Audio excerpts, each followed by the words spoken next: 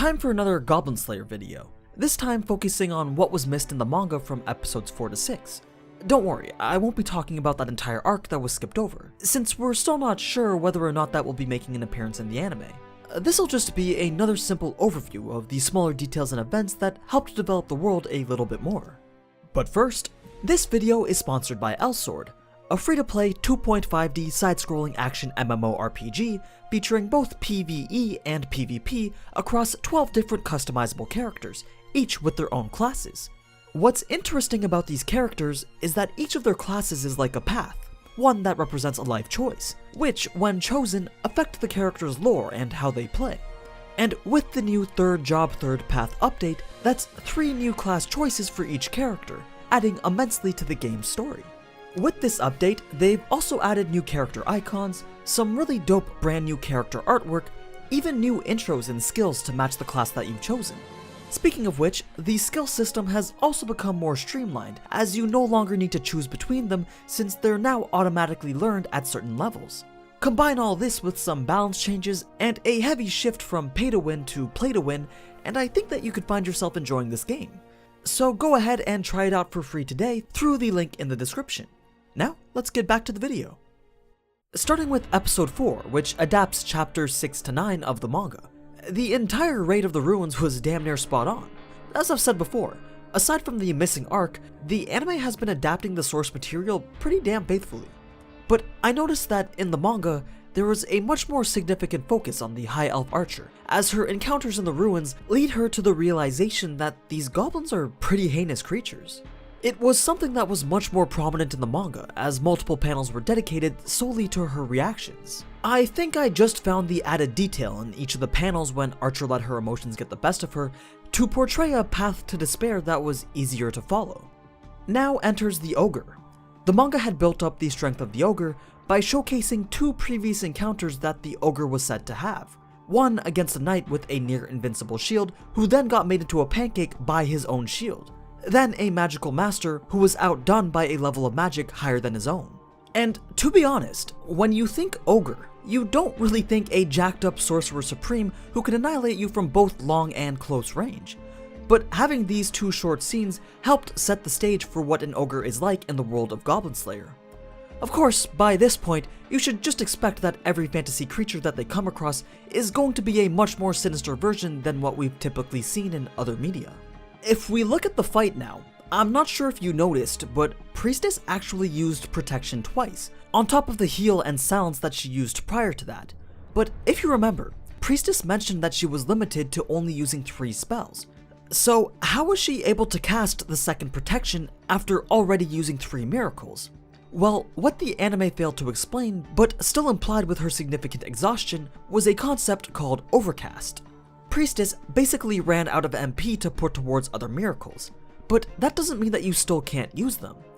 Instead, she was able to use her own life force to cast that 4th miracle, offering up her own soul to the goddess in exchange for more magical power.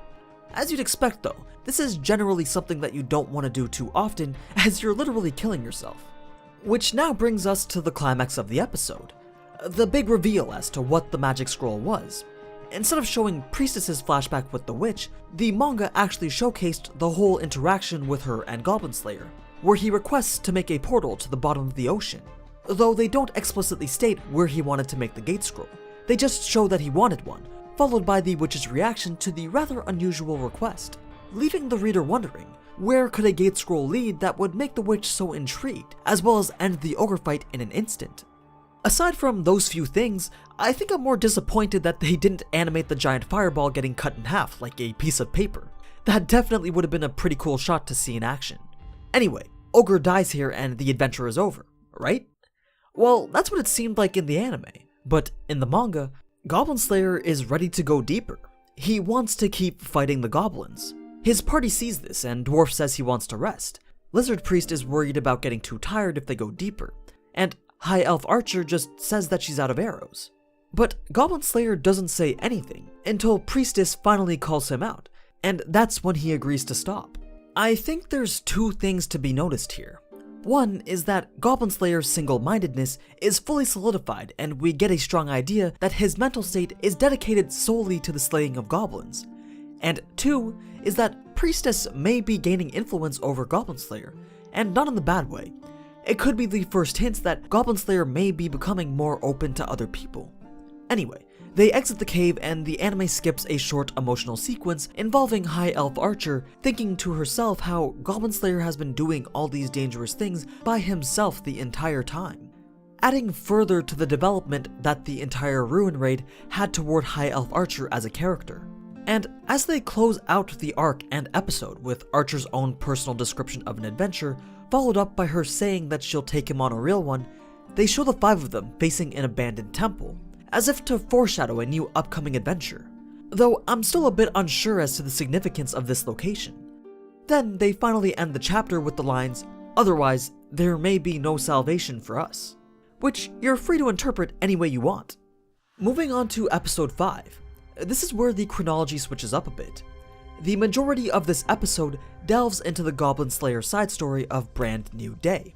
It integrates both chapter 10 and chapter 17 from the main story, then makes shifts between the side story. Starting from the beginning of the episode, while Goblin Slayer was on the farm with the cowgirl, they changed up how this scene was expected to play out, most likely due to the shift in chronology. This whole farm scene was supposed to be the first time that we saw Goblin Slayer without his armor. It starts off with him having a dream about the past, which they might include in future episodes, so I won't share as of yet. But as Goblin Slayer is doing his work in the fields, Cowgirl makes an appearance, and though they share a similar conversation, what they are doing is a bit different. Rather than the usual checkup for Goblin tracks, Goblin Slayer is actually helping around with farm work, in regular clothing at that, since his armor was away for repairs. When he goes to pick up the armor from the smith, they cut out a conversation that he has with Spearman, along with the smith's apprentice character. You see, Spearman was already at the smith's shop, and as Goblin Slayer walks in to retrieve his armor, Spearman starts to make a bit of conversation, not knowing that this was actually Goblin Slayer. He's curious as to why this man he's never seen before adventures, and proceeds to mention a demon lord being revived and how it's being treated as some big quest to make a name for oneself. Though, as expected of Goblin Slayer, he doesn't give too many responses. Funnily enough though, Goblin Slayer actually returns the question and asks why Spearman's not interested in becoming rich or famous. Discount Lancer says that he fights for himself and personal reasons, which is coincidentally also when the witch walks in, hinting at the fact that she's most likely one of those personal reasons. Spearman then leaves with Witch, and none the wiser that the person that he was just talking to was Goblin Slayer. After that, the only other scene adapted from chapter 10 before reintegrating the side story and then skipping to chapter 17 is where Priestess thanks Goblin Slayer after getting promoted. Now keep in mind though, every time that they switched over to those 2 rookie adventurers, that was part of the side story. I won't focus too much on those scenes. It is worth noting though that in the side story, every character's appearance was slightly different. Spearman has much longer hair, Priestess has a new outfit, Goblin Slayer's helmet has a longer ponytail thingy, and his armor in general just looks much more rugged. So it was probably done this way to show a difference in time between the main story and these side stories, which makes me wonder why they chose to adapt it this way in the first place, instead of just continuing through with the main story. Perhaps we'll get some light shed on that later down the road. But moving on to the promotion interview, there was some extra information skipped over on how the Guild Association assigns ranks to adventurers. It happened when Guild Girl asked Goblin Slayer to be an observer. She explains that the rank system is determined based on a combination of rewards that they've received through their adventures, as well as how their personality affects their character and relations with others, stating that trust is one of the most important factors in determining rank, and that if you're just an all-around scumbag, you could be as strong as Ainz himself and still not get promoted. This adds a bit more weight to Goblin Slayer's silver rank, because it highlights the fact that the Guild Association has been acknowledging his work and his character as an adventurer. Now, as we get to the actual interview, we're introduced to the Scout's entire party. There's the monk, the axe wielder, and the sorcerer. But the only person actually taking the interview for promotion from Steel to Sapphire, or the 8th to 7th level, is the Scout. I assume because he's the party leader. His whole party is completely worried about getting promoted, as they all seem to be low on finances. The monk has a family to support, axe wielder wants better rewards, and the sorcerer would be able to buy more spellbooks. But the Scout is just calm as ever, and I'm sure you know why. Scout is a scumbag through and through, and when he walks in for the interview, he immediately gains the wrong impression upon seeing Goblin Slayer. He assumed that Goblin Slayer and himself had the same goals: climb the ranks as easily as possible and get rich while doing it. But we all know in Goblin Slayer's case, hunting goblins isn't that easy, and it's certainly not for the money. So Scout thinks he's in the clear for this promotion, but Guild Girl sees straight through it. In the anime, she doesn't acknowledge the other party members, but in the manga, she calls Scout out on how they've been doing all the same quests with the same rewards, yet he's the only one that seems to be in a well-off position, finally coming upon the conclusion that he kept some loot to himself, resulting in his demotion to Porcelain. As for the rest of his party, they were implied to be successfully promoted. Then the rest of the episode is just as you saw. Alright, episode 6 now. The introduction to the Sword Maiden and the Water Town. There's scenarios in the manga where the characters make these absolutely ridiculous cartoon-like faces, and at times, it makes the series actually comedic. One in particular that could have been in this episode was Goblin Slayer's attempt at making a joke. Dwarf and High Elf Archer are having an argument about who outdrank who, while Archer is just dying on the floor from being hungover. Goblin Slayer chimes in and suggests that she use an antidote, in what I assume to be his typical monotone serious voice.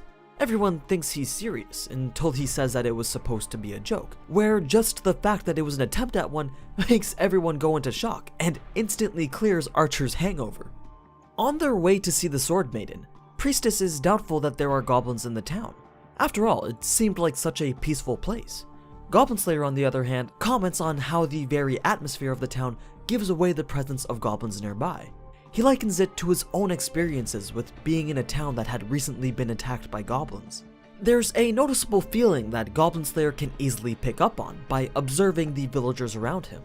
When they finally meet the Sword Maiden, before telling them the details of the quest, she poses an interesting question. She asks if any of them had learned that their own kin were aiding the forces of chaos, would they be able to fight them, foreshadowing the elements of her own experiences with the goblins. Typical Goblin Slayer doesn't see into the deeper meaning of the question and simply says no since he doesn't have any living relatives. Sword Maiden then explains the quest, and as they're discussing the plan of action to raid the sewers, if you recall, High Elf Archer and Priestess had convinced Goblin Slayer to not use fire, water, or poison, but the reason for this wasn't explained in the anime. It kind of just became the rule. The rule came into effect for multiple reasons. The logical one being that they are right below a city and they don't want to poison the water supply or blow up some houses with rash extermination methods. The other is that the way Goblin Slayer treats adventurers is no fun to High Elf Archer.